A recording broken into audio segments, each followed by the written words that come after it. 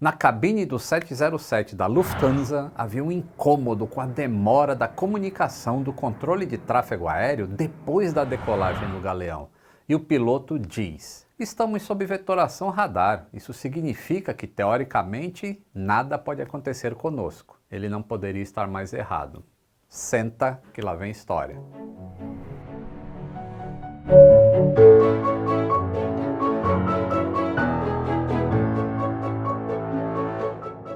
Saudações aeronáuticas! Tudo bem com vocês?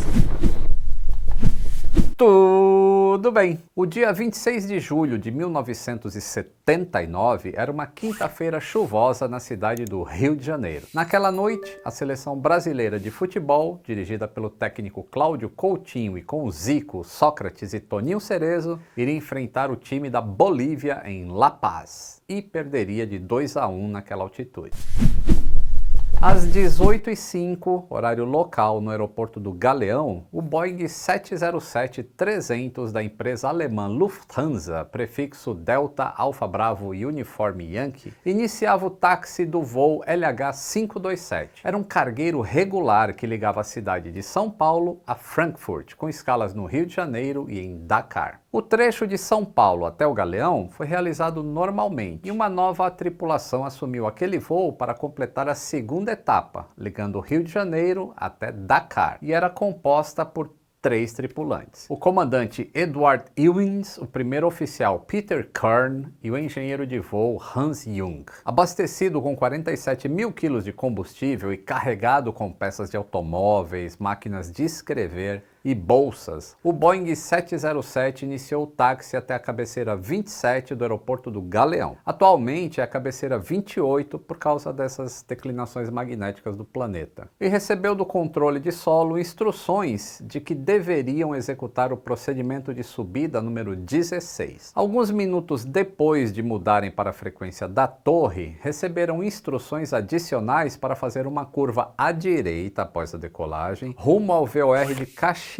subindo e mantendo 2.000 pés e chamar a frequência do controle de aproximação depois disso. O procedimento adotado pelo controle de aproximação para as aeronaves que se dirigiam para o setor norte e nordeste do aeroporto e transmitido pela torre para o LH527 possuía uma restrição ao padrão de subida normal, com o objetivo de evitar conflito com um Electra da ponte aérea, que era o Papa Victor Lima Yankee, que se encontrava em aproximação para o Santos Dumont, e também com o voo Varig 409, que estava na perna do vento da pista 27 do aeroporto do Galeão. Devido à proximidade e à posição relativa dos aeroportos Santos Dumont e do Galeão, os padrões de voo de entrada e saída se cruzam quando a pista 27 do Galeão está sendo usada, e a área de controle do terminal está sujeita a condições meteorológicas de operação por instrumentos. Em conjunto com essa situação, os morros que circundam a Baía da Guanabara fazem com que todas as descidas em voo por instrumentos para o Santos Dumont cruzem a área do Galeão em baixas altitudes. Isso exigia, na época, eu tô falando, que todas as decolagens da pista 27 e 32 fizessem uma curva à direita obrigatória, sobrevoando o setor norte do aeroporto, onde normalmente estava o tráfego para pouso na pista 27. Para lidar com toda essa situação, o controle de aproximação exigia um elevado grau de coordenação e também impunha restrições nas decolagens do Galeão. Na maioria das vezes eram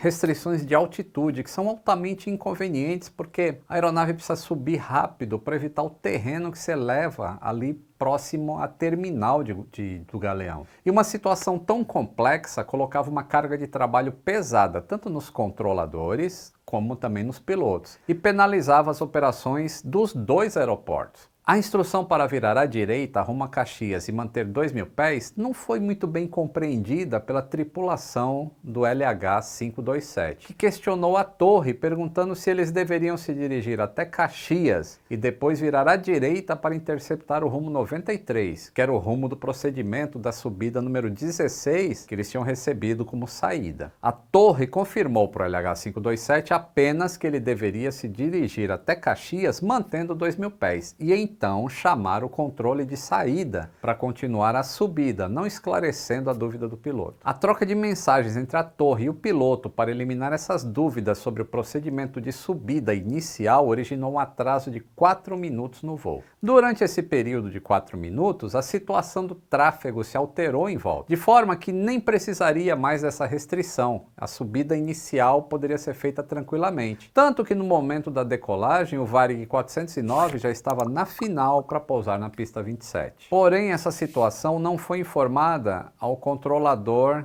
da saída, que manteve as instruções dadas inicialmente para a tripulação do 527. Às 18h27, ele levantou o voo e logo em seguida passou a comunicar-se com o controle de aproximação do Rio de Janeiro. Ao passar a 1.500 pés sobre Caxias, o controle de aproximação solicitou que ele virasse à direita, mantendo o rumo 040, ou seja, o rumo em relação à bússola, e a altitude de 2.000 pés até o próximo aviso, e que aumentasse a velocidade se possível. A tripulação do LH-527 seguiu as instruções dadas pelo controle, tanto que já voava no rumo 040 a 2.000 pés poucos segundos depois. A instrução emitida pelo controlador foi dada com a intenção de que a aeronave deveria aumentar a velocidade, mas não deveria ir além da limitação de velocidade na área de controle do terminal, que é de 250 nós a menos de 10.000 pés. Porém, o controlador não esclareceu essa intenção e a tripulação de voo entendeu que a aeronave não estava sujeita a nenhuma limitação de velocidade. 2 minutos após a decolagem, o controle informou ao LH-527 que ele estava em contato radar a 2,5 milhas noroeste do aeroporto e repetiu a instrução anterior. Vire à direita para 040, mantendo-se a 2.000 pés até nova orientação. Na cabine do avião, pelo que foi gravado no voice recorder, o comandante disse: "Ele só falou para a gente aumentar a velocidade."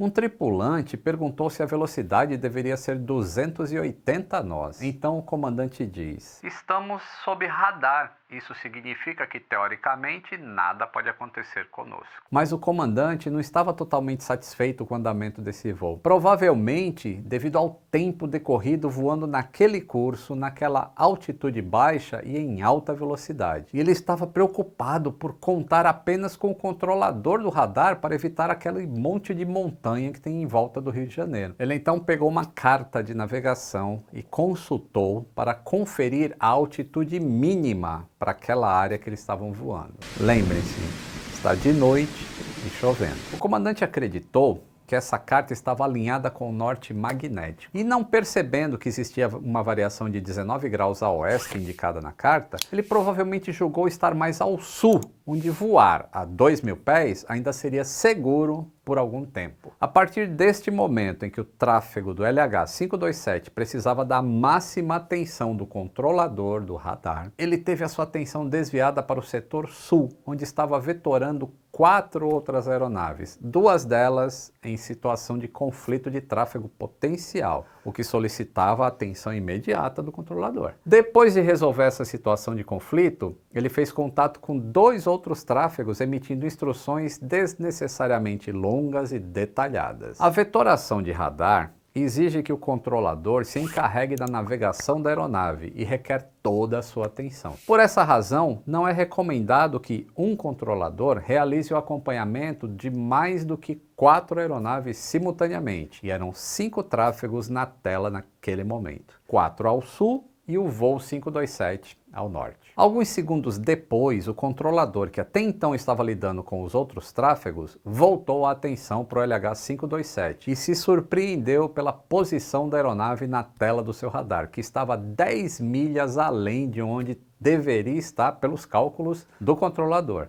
Ele estava perigosamente próximo à Serra dos Macacos. Por conta de um vento de cauda de 13 nós no momento, a velocidade do 707 já ultrapassava os 300 nós em relação ao solo, cerca de 555 km por hora. Nesse momento, o controle entra em contato com a aeronave. Lufthansa, vire à direita, rumo 140 agora mesmo. E repete. LH-527, vire à direita, rumo 140 e suba sem restrições.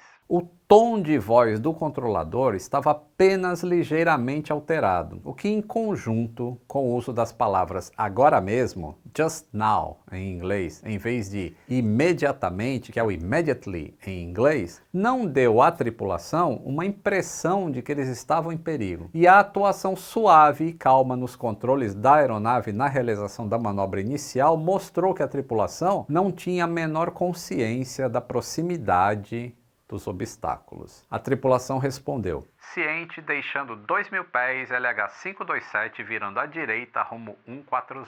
O controle chamou novamente: continue virando à direita até o rumo 160 e aumente sua razão de subida para 3.000 pés por minuto. A última chamada do controle coincidiu com o som do GPWS, o Ground Proximity Warning System, indicando que a aeronave já estava muito perto dos obstáculos e, infelizmente, tarde demais para uma manobra evasiva eficaz, porque o terreno sobe abruptamente naquele local. Neste momento, a tripulação executou uma curva ascendente de aproximadamente 3,2 Gs, que é 3,2 vezes a força da gravidade, o que, no entanto, não evitou a colisão da asa esquerda com algumas árvores e a posterior desintegração da aeronave sobre a Serra dos Macacos, numa altitude aproximada de apenas 800 metros. Os GPs-WS nessa época eles não tinham o mesmo tempo de reação como tem os de hoje, tá, pessoal? De acordo com os jornais da época, o combustível da aeronave se espalhou pela mata e houve um início de incêndio que só não queimou toda a floresta devido às fortes chuvas que caíam naquele momento. Ainda de acordo com os jornais, parte do avião foi parar no terreno de uma fábrica de munições e por pouco não atingiu os paióis, onde 495 toneladas de munição estavam estocadas, o que causaria uma tragédia ainda maior. No local da colisão, nenhum pedaço era maior do que 2 metros, e a única parte que podia ser reconhecida era a cabine, mas não houve sobreviventes. A investigação das causas ficou sob responsabilidade do Centro de Investigação e Prevenção de Acidentes Aeronáuticos, o CENIPA, que listou os eventos que levaram até esse acidente. Vou citar alguns pontos marcados lá. O comandante aceitou a autorização de decolagem, embora não tivesse recebido instruções completas para todo o procedimento de subida. O coordenador de controle de aproximação não avisou o controlador de saída que a aeronave que fazia com que houvesse restrições sobre aquele procedimento de subida padrão não era mais uma interferência no momento que aquela aeronave estava decolando. O controlador de saída deu instruções incompletas para o LH527, não dando qualquer explicação das razões para vetorá-lo, não dando procedimentos alternativos, nem declarando quaisquer limitações. A tripulação não solicitou ao controle de saída quaisquer esclarecimentos das instruções recebidas. O capitão do LH527 interpretou a instrução para aumentar velocidade, se viável, como uma isenção de quaisquer limitação de velocidade, chegando a aproximadamente 304 nós no momento do impacto. Enquanto o LH527 no setor norte estava voando em direção ao terreno montanhoso e aumentando sua velocidade, o controlador estava ocupado acompanhando uma quantidade excessiva de aeronaves no setor sul. E o controlador de saída, que era o assistente, estava fazendo tarefas que não eram de sua atribuição, não ajudando o controlador de saída no monitoramento do tráfego. O supervisor de plantão falhou na operação de controle de aproximação de forma a colocar uma carga de trabalho excessiva no controlador de saída ou de partida. A verificação da carta publicada pela empresa, utilizando o norte verdadeiro como referência para verificar a posição da aeronave, deu àquela tripulação do Lufthansa uma falsa impressão de segurança. Com base nesses fatos, fica claro que houve uma descoordenação no trabalho do controle de aproximação do Rio de Janeiro naquela ocasião.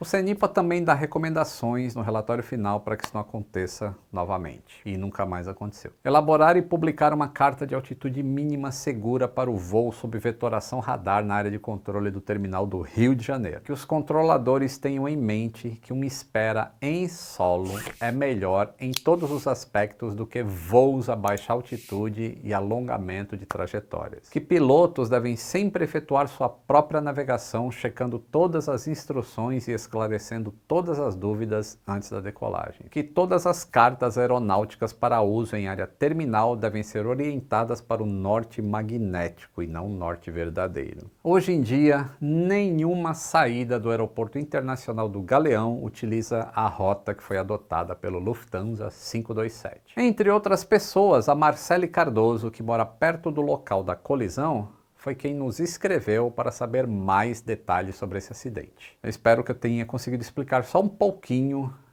desse triste acidente que aconteceu lá em 1979. Considerem apoiar o canal para continuarmos essas pesquisas. É só clicar no botão Seja Membro e você ganha alguns benefícios bem legais. Se inscreva no canal se não for inscrito, deixe o like se gostou do conteúdo. Agradeço a todos esses amigos que estão com o nome aqui. Um grande abraço e até o próximo voo!